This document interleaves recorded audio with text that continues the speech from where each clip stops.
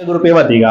यहाँ बताना है किस रेट के द्वारा जो है बंगाल गवर्नर को बंगाल का गवर्नर जनरल पद नाम दिया गया था।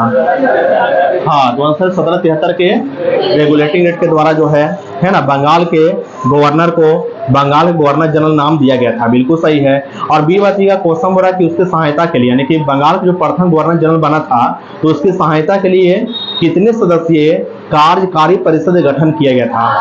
हाँ, तो आंसर होगा 4 सदस्यीय, है ना। इस बात क्या रखिएगा, 4 सदस्यीय कार्यकारी परिषद गठन किया गया था जो भारत के प्रथम गवर्नर जनरल बने थे उसके लिए। और अगला बचेगा क्वेश्चन थियरी, बंगाल के प्रथम गवर्नर जनरल बने थे उसके लिए।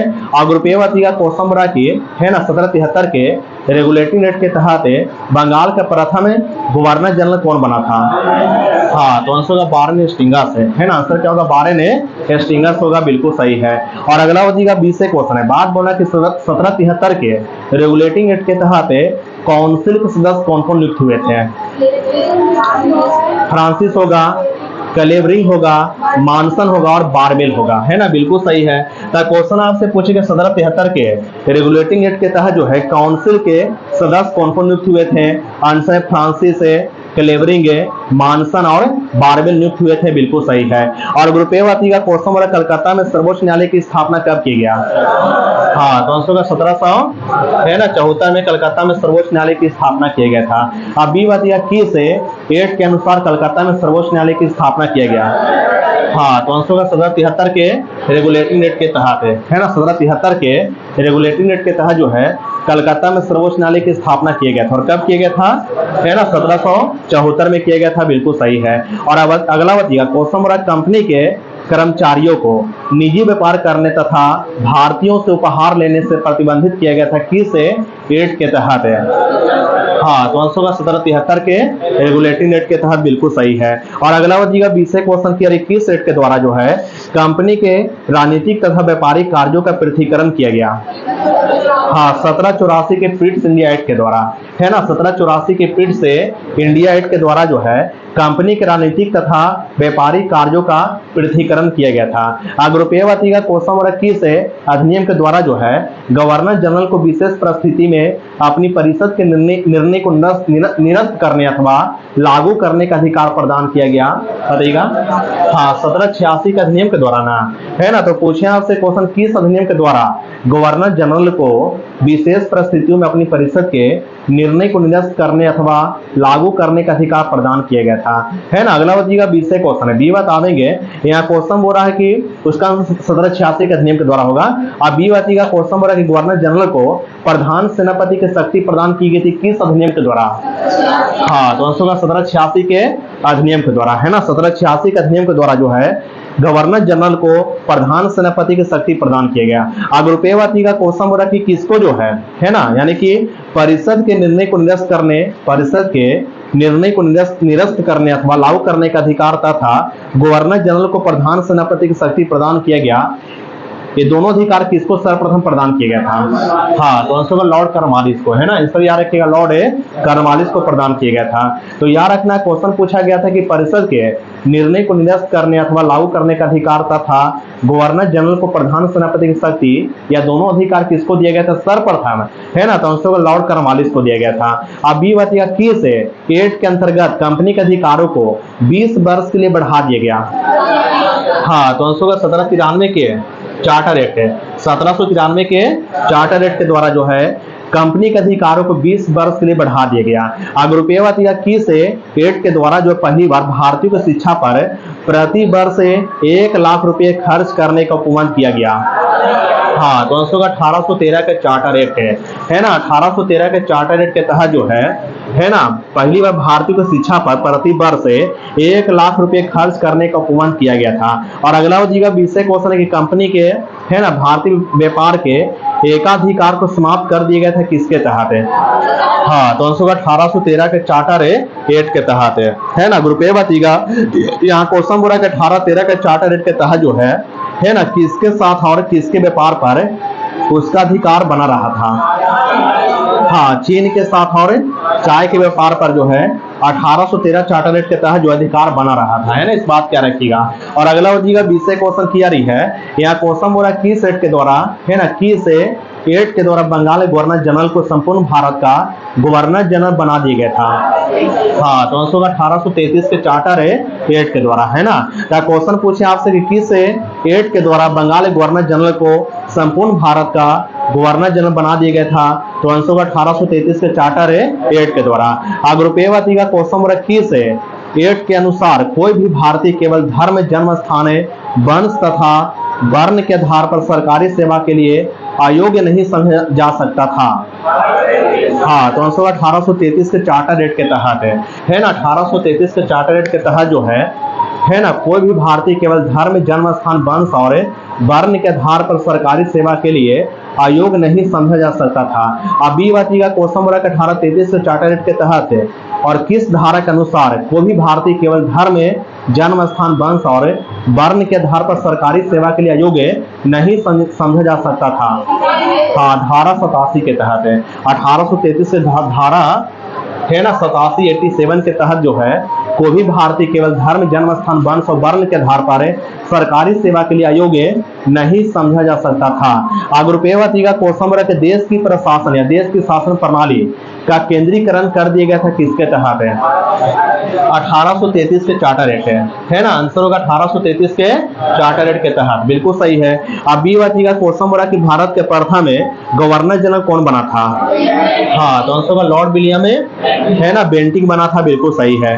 अगर रुपये वाची का क्वेश्चन बोला कंपनी के समस्त व्यापारिक कार्य समाप्त कर दिए गए और भविष्य में से केवल राजनीतिक कार्य करने थे, ऐसी व्यवस्था किया गया था किसके तहत हाँ, 1833 के चार्टर एक्ट के तहत किया गया था, बिल्कुल सही है। और अगला जी का विषय क्वेश्चन किया रही है, यहाँ बताना क्वेश्चन किया कि गवर्नर जनरल के है ना परिषद में एक कानूनी सदस्य यानी चौथा सदस्य को सम्मिलित किया गया था किसके तहत हाँ, 1833 के चार्टर एक्ट के तहत है ना। 1833 के चार्टर एक्ट के तहत जो है ना गवर्नर जनरल की परिषद में एक कानूनी सदस्य यानी चौथा सदस्य को सम्मिलित किया गया था। अगर रुपये का क्वेश्चन कि सर्वप्रथम किसको जो है कानूनी सदस्य के रूप में शामिल किया गया। हाँ, तो आंसर होगा लॉर्ड मैकाले को ना, है ना। मैकाले को जो है सर्वप्रथम कानूनी सदस्य के रूप में शामिल किया गया था, बिल्कुल सही है। अगला जी का विषय क्वेश्चन किया रही है, यहाँ क्वेश्चन बोला किस एक्ट के तहत सब परिषद गवर्नर जनरल को पूरे भारत के लिए कानून बनाने का अधिकार प्रदान किया गया था।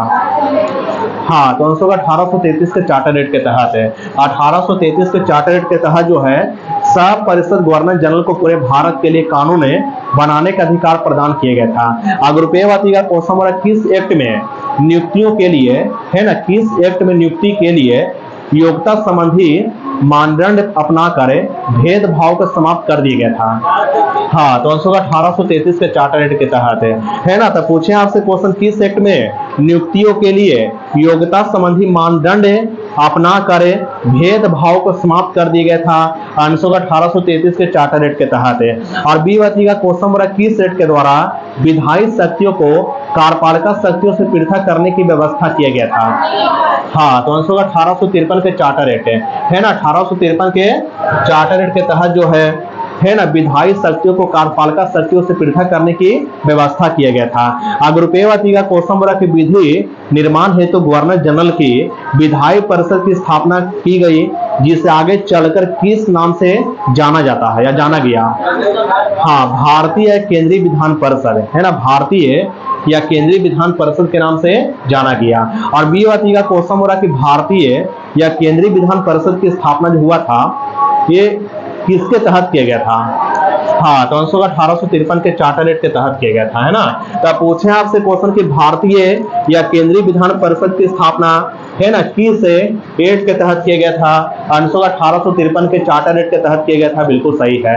अगर रुपये का क्वेश्चन बोला कि सिविल सेवकों की भर्ती तथा चयन हेतु खुली प्रतियोगिता का शुभारंभ किया गया किसके तहत हाँ, तो आंसर होगा 1853 के चार्टर एक्ट के तहत, बिल्कुल सही है ना।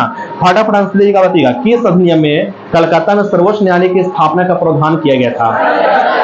1773 के रेगुलेटरी एक्ट के तहत है ना कलकत्ता में सर्वोच्च न्यायालय की स्थापना का प्रावधान किया गया था। और अगला क्वेश्चन बोल रहा है कि किस अधिनियम में भारत में शिक्षा के प्रसार के लिए प्रति वर्ष 1 लाख रुपए खर्च करने का प्रावधान को अपनाया गया। हाँ, तो आंसर 1813 के चार्टर एक्ट के तहत है। और अगला क्वेश्चन बोल रहा है कि कितनी सी में है ना कब general committee of public instruction का गठन किया गया था? 1823 में किया गया था, है ना। General committee of a public instruction की स्थापना हुआ था 1823 में हुआ था। और अगला क्वेश्चन हो रहा है, किस अधिनियम के द्वारा ब्रिटिश संसद ने चाय तथा चीन के साथ व्यापार को छोड़कर ईस्ट इंडिया कंपनी के भारत के साथ व्यापारिक एकाधिकार को समाप्त कर दिया गया था? हाँ, तो आंसर 1813 के चार्टर एक्ट के तहत बिल्कुल सही है।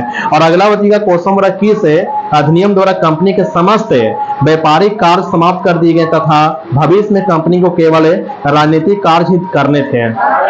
हाँ, तो आंसर 1833 के चार्टर एक्ट के तहत है। और अगला क्वेश्चन बोला कि ब्रिटिश संसद के किस अधिनियम ने, है ना, ब्रिटिश संसद के किस अधिनियम ने भारत में व्यापार पर ईस्ट इंडिया कंपनी के एक अधिकार को समाप्त कर दिया था? वही आंसर है, आंसर 1813 के चार्टर एक्ट के तहत। बिल्कुल सही, 1813 के चार्टर एक्ट के तहत जो है ना, भारत में व्यापार पर ईस्ट इंडिया कंपनी के एक अधिकार को समाप्त कर दिया गया था। और अगला क्वेश्चन बोला किस अधिनियम ने भारतवासियों को अपने देश के प्रशासन में कुछ हिस्सा लेना संभव बनाया? हाँ, तो आंसर 1833 के चार्टर एक्ट है ना। तो पूछे आपसे क्वेश्चन यहाँ पर कि किस अधिनियम ने भारतवासियों को अपने देश के प्रशासन में कुछ हिस्सा लेना संभव बनाया? तो आंसर क्या होगा? चार्टर एक्ट 1833 होगा, बिल्कुल सही है। और अगला बतिएगा क्वेश्चन की यारी है, बतिएगा यहाँ क्वेश्चन बोल रहा है कि सुनिएगा 1946 में निर्मित अंतरिम सरकार में कार्यपालिका परिषद के उप सभापति कौन थे? जवाहरलाल नेहरू थे, है ना। तो जवाहरलाल नेहरू थे, बिल्कुल सही है। और अगला बतिएगा 20 क्वेश्चन की जा रही कि भारत के संविधान निर्मात्री सभा के अध्यक्ष कौन थे? हाँ, तो आंसर का डॉक्टर राजेंद्र प्रसाद है, बिल्कुल सही है। और अगला क्वेश्चन की जा रही कि स्वतंत्र भारत की संविधान सभा के अध्यक्ष कौन बने थे? स्वतंत्र भारत के संविधान सभा के अध्यक्ष कौन बने थे? डॉक्टर राजेंद्र प्रसाद है ना। आंसर का डॉक्टर राजेंद्र प्रसाद बने थे, बिल्कुल सही है। और अगला बतिएगा 20 क्वेश्चन की कि भारतीय संविधान को अपनाया गया था किसके द्वारा? संविधान सभा द्वारा, है ना। संविधान सभा द्वारा जो है भारतीय संविधान को अपनाया गया था, बिल्कुल सही है। और अगला बतिएगा क्वेश्चन की आ रही है, सुनिएगा यहाँ क्वेश्चन बोल रहा है कि संघीय संविधान समिति के अध्यक्ष कौन थे? हाँ, तो आंसर का पंडित जवाहरलाल नेहरू थे, बिल्कुल सही है। और अगला बतिएगा 20 क्वेश्चन की आ रही है कि संविधान सभा के संचालन समिति के अध्यक्ष कौन थे? हाँ, तो आंसर का डॉक्टर राजेंद्र प्रसाद थे। और अगला बतिएगा क्वेश्चन बोला कि संविधान सभा के, है ना, प्रक्रिया विषय के नियम संबंधी समिति के अध्यक्ष कौन थे? हाँ, डॉक्टर राजेंद्र प्रसाद थे, है ना। पूछे आपसे क्वेश्चन के संविधान सभा के प्रक्रिया विषयक नियम संबंधी समिति के अध्यक्ष कौन थे? है ना, तो आंसर का डॉक्टर राजेंद्र प्रसाद थे। और अगला बतिएगा क्वेश्चन बोला कि संविधान सभा के प्रत्येक पत्र संबंधी समिति के अध्यक्ष कौन थे? हाँ, अलादी कृष्णा स्वामी अय्यर, अलादी कृष्णा स्वामी अय्यर थे। तो क्वेश्चन आपसे पूछेगा संविधान सभा के प्रत्यक्ष पत्र संबंधी समिति के अध्यक्ष कौन थे? अलादी कृष्णा स्वामी अय्यर थे, इस बात क्या रखिएगा, ठीक ना। और अगला बतिएगा क्वेश्चन की यारी है, बतिएगा बताना कि कहां से जो है संसदीय शासन पद्धति को अपनाया गया है या लिया गया है? हाँ, ब्रिटेन के संविधान से, है ना। भारतीय संविधान में कहां से जो है संसदीय शासन पद्धति को लिया गया है ना, ब्रिटेन के संविधान से। और अगला बतिएगा क्वेश्चन बोला कि संसदीय विशेषाधिकार कहां से ली गई है? हाँ, तो आंसर का ब्रिटेन के संविधान से ली गई है। और अगला बतिएगा क्वेश्चन बोला उपराष्ट्रपति का पद कहां से ली गई है? हाँ, अमेरिका संविधान से, है ना। उपराष्ट्रपति का पद जो है ये कहां से ली गई है? अमेरिका संविधान से ली गई है। और अगला बतिएगा क्वेश्चन बोल रहा है कि केंद्र द्वारा राज्यपालों की नियुक्ति की प्रक्रिया कहां से ली गई है? कनाडा के संविधान से, है ना। पूछे आपसे क्वेश्चन की केंद्र के द्वारा जो है ना, केंद्र के द्वारा राज्यपाल की नियुक्ति जो है यह प्रक्रिया भारतीय संविधान में ग्रहण किया गया कहां के संविधान से ली गई है ना। आंसर कनाडा के संविधान से ली गई है। और नीति निदेशक तत्व कहां से ली गई है? हाँ, तो आंसर क्या देंगे? आयरलैंड से ली गई है। अब बी बतिएगा क्वेश्चन बोला कि राष्ट्रपति का निर्वाचन पद्धति कहां से ली गई है? आयरलैंड से, है ना। पूछे आपसे क्वेश्चन कि राष्ट्रपति का निर्वाचन पद्धति कहां से ली गई है? आयरलैंड से ली गई है। एकल नागरिकता कहां से ली गई है? हाँ, तो आंसर है ब्रिटेन से। एकल नागरिकता कहां से ली गई है ना, ब्रिटेन से ली गई है। परमाधिकार लेख कहां से ली गई है? ब्रिटेन से, है ना। पूछे आपसे क्वेश्चन कि परमाधिकार लेख कहां से ली गई है ना, आंसर होगा ब्रिटेन से ली गई है। उदेस्का की भाषा कहां से ली गई है? हाँ, उदेस्का की भाषा पूछे आपसे, है ना, उदेस्का की भाषा जो है ये ऑस्ट्रेलिया से ली गई है। और बताइएगा क्वेश्चन बोला कि व्यापार, वाणिज्य तथा समागम की स्वतंत्रता कहां से ली गई है? ऑस्ट्रेलिया से, है ना, ऑस्ट्रेलिया से ली गई है, बिल्कुल सही है। ग्रुप ए बताइएगा क्वेश्चन बोला कि, है ना, बताना कि समर्थित सूची की व्यवस्था कहां से ली गई है? ऑस्ट्रेलिया से, है ना, समर्थित सूची की व्यवस्था कहां से ली गई है ना, आंसर ऑस्ट्रेलिया से ली गई है। अब बी बताइएगा क्वेश्चन बोला कि संविधान संशोधन की व्यवस्था कहां से ली गई है? हाँ, दक्षिणी अफ्रीका ना, है ना, आंसर में दक्षिणी अफ्रीका होगा, इस बात क्या रखिएगा। और अगला बचिएगा क्वेश्चन हो रहा है कि प्रस्तावना में स्वतंत्रता, समता और बंधुत्व का आदर्श तथा गणराज्य की अवधारणा कहां से ली गई है? हाँ, तो आंसर होगा फ्रांस के संविधान से ली गई है। क्वेश्चन आपसे पूछे कि भारतीय संविधान में प्रस्तावना में स्वतंत्रता, समता तथा बंधुता का आदर्श तथा गणराज्य की अवधारणा कहां से ली गई है ना, आंसर होगा फ्रांस के संविधान से ली गई है। अब बी बताइएगा क्वेश्चन बोला कहां से, है ना, किस देश के संविधान से, है ना, संघ को आपातकालीन शक्तियां और आपातकाल के दौरान मौलिक अधिकार के निलंबन की व्यवस्था ली गई है? हाँ, तो आंसर में जर्मनी होगा, है ना, आंसर में क्या होगा, है ना, जर्मनी होगा।